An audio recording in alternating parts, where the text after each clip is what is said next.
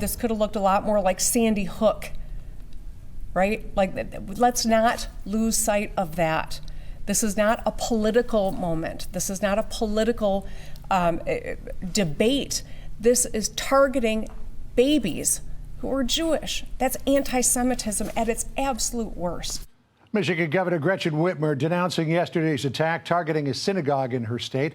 It happened the same day as the suspected terror attack at Old Dominion University in Virginia, and they are just the latest in a series of incidents rattling the country in recent days. Let's bring in Nicole Parker, Fox News contributor and former FBI special agent.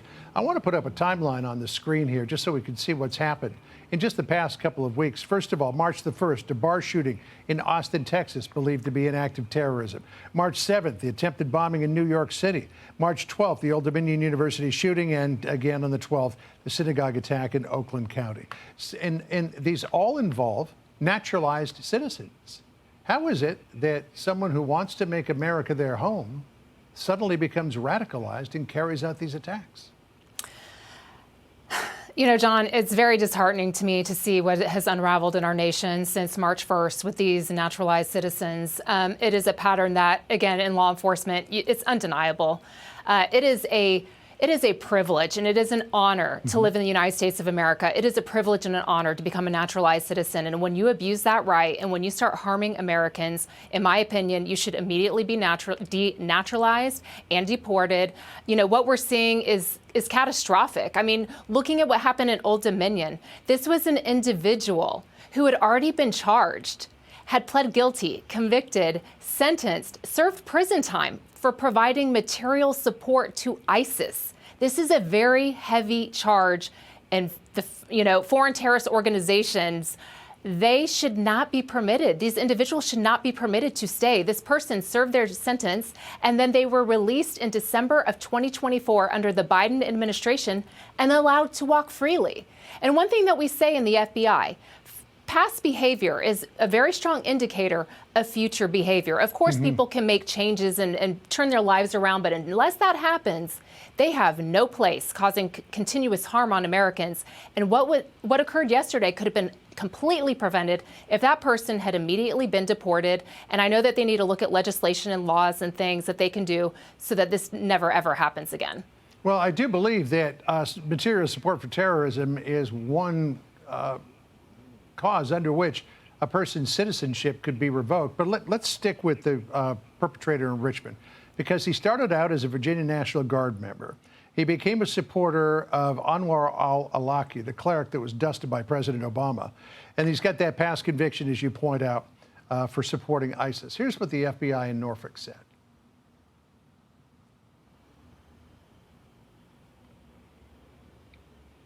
No? Dominic Evans? We have confirmed reports that prior to him conducting this act of terrorism, he shouted, stated Allah Akbar, and he was formerly a subject of a FBI investigation in material supporting terrorism.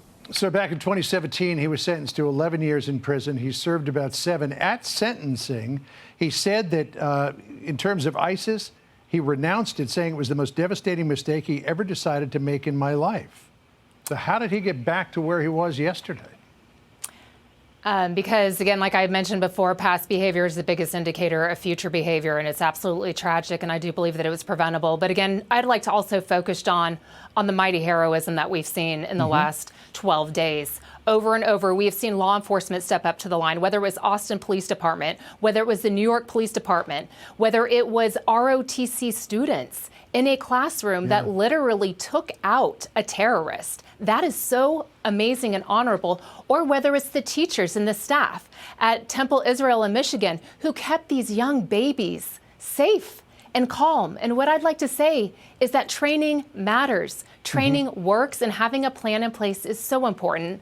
I know that the FBI had previously done some recent training at Temple Israel, specifically there in Michigan.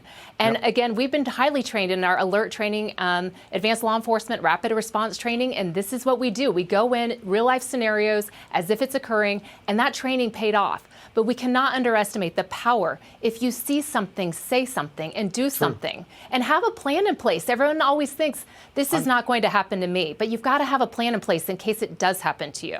On that point of see something, say something, what happened in Michigan yesterday, there seemed to be a triggering or precipitating event, and that was that a number of members of the perpetrator's family had been killed in a bombing attack in Lebanon. How do you protect the nation, particularly with DHS unfunded, against people to whom there was a triggering event that makes them snap? You know, it's very difficult to do. And I have to say that we've been talking over and over about lone offenders. And this is exactly what the lone offenders look like. All over the nation, we're seeing things popping up over and over. And again, shootings. Again, it may not be an airplane crashing into the World Trade Center like I witnessed firsthand in New York City on 9/11. It could be these types of incidents. And so for law enforcement to track this, it is an all hands on deck effort because these are lone offenders. Sometimes they're involved in sleeper cells. Sometimes they're lone offenders. There's a myriad of things that could be happening behind the scenes. Law enforcement is working tirelessly and they are stopping attacks on a daily basis that we don't even know about. But sometimes these things do happen. And, you know, the law enforcement's doing the best that they can. But John, you come back to the most important point. How can you have the Department of Homeland Security not being funded at an all-time heightened alert threat environment that we are in? That is, to me, grossly irresponsible. It is dangerous to Americans. We need to get them funded. Department of Homeland Security was formulated post 9/11 in order to protect us from these sorts of things from happening. They need to be able to get back to work and they need to be able to get paid. Yep, Senator Slotkin apparently had a come to Jesus moment, even though she's Jewish. She said yesterday after what happened that DHS needs to be funded. That was after voting against the bill. So we'll see where all of this goes.